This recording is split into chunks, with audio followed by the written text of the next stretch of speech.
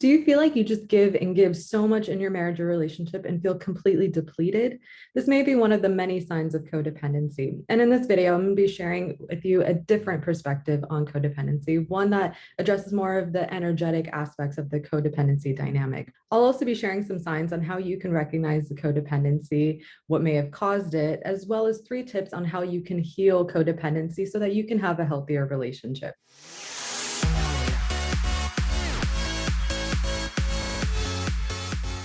Hi friends, and welcome to my channel. If you're new here or you haven't subscribed yet, please hit the subscribe button below and hit the notification button so you can be notified every time I post a new video about personal growth, relationship advice, and healing from heartbreak. And also be sure to follow me on Instagram where I share weekly tips that you won't find here on YouTube. Now on to the main topic of this video, what codependency really is and how to heal from it. This is a really important topic because oftentimes a person doesn't know that they're in a codependent marriage or relationship, but the information I'll be sharing in a moment will help you uncover what is really motivating this unconscious behavior so that you can take your own power back. Now, psychology views codependency to be when someone sacrifices their own needs for the needs of others. What this means is that the codependent doesn't have a strong sense of self because their sense of self, their power center, it comes from others. It's externally located. This goes beyond simply just being overly dependent on a person. A codependent self-worth comes from other people needing them. They need to be needed and usually get their sense of self-worth and identity from the things that they do for others. This could be helping others, taking care of them, putting their needs first, or trying to save them in some way. And oftentimes, though, it comes at a price of self-sacrificing, self-abandoning for the sake of being there for others. A person who's codependent tends to neglect their own needs, their own desires, and their own opinions in order to put their partner first or for the sake of the relationship. They personally take on the responsibility of making their partner happy. It's common to see people who experience codependency end up in relationships with people who are addicts of some sort, or they're in some type of pattern or toxic situation. The subconscious drive here is to try to save them or be helpful because it gives them a sense of purpose. Oftentimes, a codependent ends up losing themselves in their personal identity in the relationship. And this is especially true in long-term marriages where the codependent loses their individual identity and their identity is actually defined by their roles and the things that they do for their partner or family even. This can lead to a poor self-image or low self-esteem because they've lost themselves in the other person or the relationship. Many say that codependency is an addiction itself. It's an addiction to the other person or the relationship because when the codependent's actions are validated, then they themselves feel good about themselves. Now, of course, there is nothing wrong with helping someone and for altruistic reasons. It's good to lend a helping hand and be there for someone. The difference here with the codependent, though, is that codependents need others and depend on them to give them that sense of self-worth. It's done either consciously or unconsciously, and in an attempt to feel good about themselves. What ends up happening is that the codependent gives away their energy, their life force energy to others, which leaves them feeling completely depleted, physically ill, or just simply exhausted all the time. That's because their personal sense in their own power and their identity is with somebody else's, it's in the other person's control, which only sets you up for more suffering. Codependency is actually an imbalance of the second chakra, which is our sacral chakra. It's our power center in relationships. It's the level of consciousness in that energy center that helps us start individualizing and developing a sense of self, a sense of identity. It's the way we relate to others. Our full personal power is mainly focused in the third chakra, which is our solar plexus, but we start to gain a sense of ourself in the second chakra. So the second chakra, if it's imbalanced or if it's weak, then it leads to a weakened or under-functioning third chakra as well. That's why working with the codependency through the mind alone, through talk therapy, isn't enough to heal codependency. It needs to be addressed on a more energetic level so that everything can come into balance. So let's talk about the signs of codependency. The first sign is that you don't value yourself as you are. You need others to validate and to value you. The second sign is that you have weak boundaries. Low self-esteem and self-worth leads to having poor boundaries, which means other people tend to mistreat you since you struggle to say no and set limits. It takes awareness of what your thoughts and your desires are in order to be able to identify what's okay and what isn't, as well as having the courage to set those boundaries. I'll get into this in a moment, but codependents usually have a hard time saying no because they don't want to upset their partner and risk possibly being abandoned. Sign number 3 is that you need to save others. It's the need to be needed and self-sacrifice in order to gain worth. Codependent tends to attract people who tend to be in crisis mode because they need somebody to help in order to feel good. And again, can be on a very unconscious level. Sign number 4 is that you believe that your needs are not important to be met. The focus is always external and it's always on your partner. So what they want and what they need to be happy is priority and not necessarily your own personal needs. Eventually, you'll have a hard time identifying what your thoughts are, what your needs and desires are in the first place. Sign number 5 is the need to control others. Since your self-worth is dependent on others, you try to control their behavior so that you feel better about yourself and you feel safe and avoid being abandoned. If the partner doesn't leave the codependent, then that person can continue to give them that validation and that worth. And of course, this leads the codependent to experience so much anxiety and fear of being abandoned. The people-pleasing behaviors are also common here. It's also a way that you can try to control another person. And by doing things to make the other person happy, you're subconsciously trying to keep them around. And this goes back to trying to control the other person's reality in order to help their experience. So if your partner listens and follows through, then you feel that you've successfully controlled the outcome because you ended up getting the outcome that you wanted to see. Sign number 6 is that the codependent feels powerless. And this goes back to the previous point. A codependent feels powerless if they try to control their partner, but don't end up receiving the outcome that they want. And of course, this makes sense because a codependent would feel powerless when their sense of power is located with somebody else. And the last line I want to mention is that a codependent feels a lot of anger when the other person doesn't appreciate them for all that they do.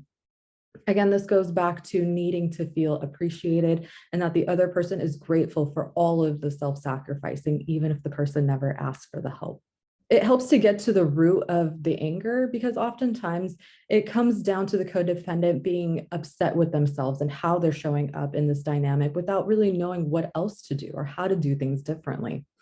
So if any of these signs resonate with you, know that you're only doing the best you can given what you know at this point. There's nothing wrong and you are fully capable of changing this dynamic and you can feel powerful and confident all on your own. We'll get into that in a moment, but first let's talk about what causes codependency. One way is through neglect in early childhood, and this could be emotionally, physically, or in any other way.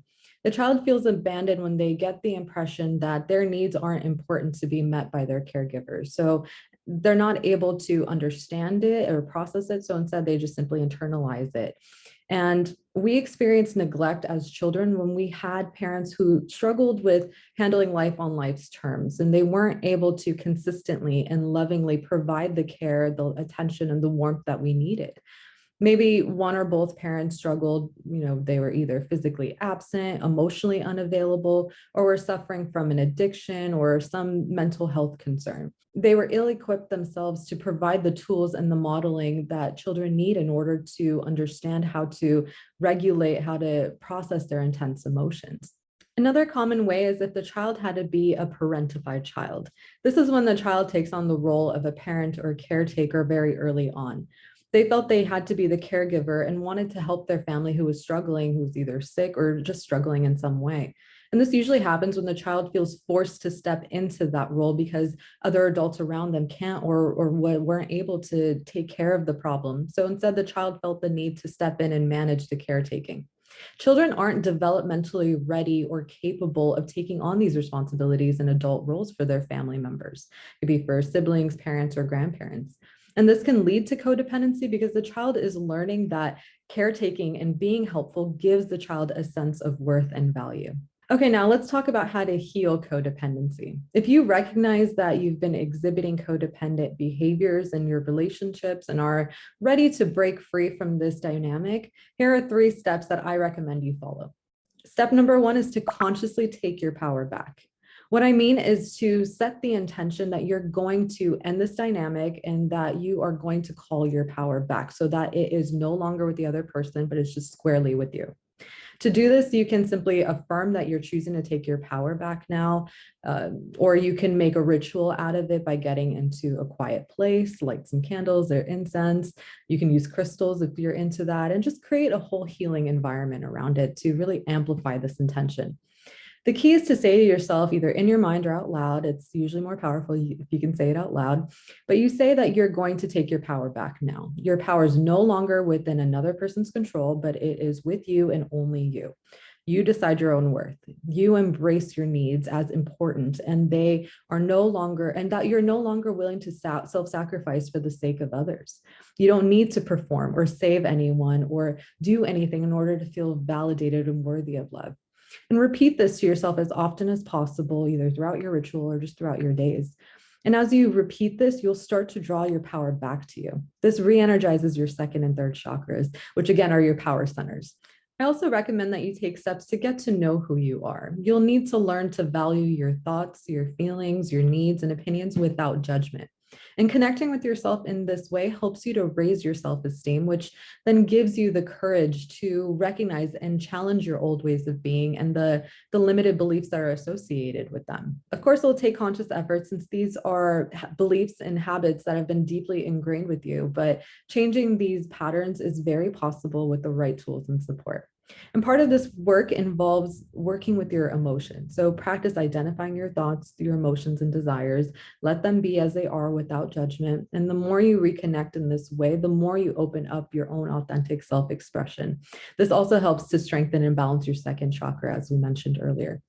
It's also about having unstructured expression and letting yourself enjoy manifesting your desires through your creativity and inspirations. These are all parts of connecting to yourself. Step number 2 is to set healthy boundaries. Setting personal boundaries is how you hold on to your power. When it comes to boundaries, it's challenging for those who are used to being people pleasers and have had weak boundaries to begin with. It can trigger a lot of anxiety, fear, shame for saying no or asking for what you want. If your experience is that your thoughts and emotions are disregarded by others, then you likely don't know what you want or how you even feel. You probably assume that it doesn't matter because people are just not going to take it seriously anyway. This shows up as being mistreated by others and others seeing how far they could push you. Weak or poor boundaries lead to enmeshment where you don't know where you start and the other person ends. And when you practice the steps I've outlined in this video, starting with claiming your power, taking action to reconnect with yourself, then setting healthy boundaries becomes easier. Having personal boundaries is actually a loving thing you can do. This is an act of honoring yourself and your values and your needs. You deserve to be treated well, and boundaries do just that. They show others how you want to be treated and what a healthy interaction looks like for you. Step number 3 is to practice self-love and self-compassion. When you practice loving and accepting yourself, you see that you don't need to save other people in order to be loved. You love and honor yourself as you are, and you realize you don't need to do anything, you don't need to perform or give away so much. You are worthy of love and acceptance, and so start giving yourself your own love and care. This is you owning the beautiful soul that you are. You own your autonomy and your independence, which is a very liberating experience. So be kind to yourself as you break through this dynamic and begin to fully embrace that you are already whole and complete.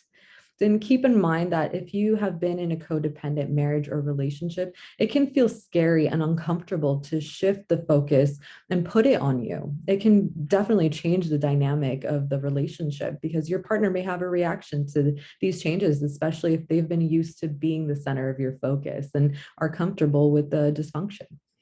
The relationship may fall apart entirely because it wasn't built on a healthy foundation to begin with. And if you want to break free but are afraid of what it'll mean for your marriage or relationship, I suggest you ask yourself if this dysfunction is worth the price of you continuing to self-sacrifice for the benefit of your partner.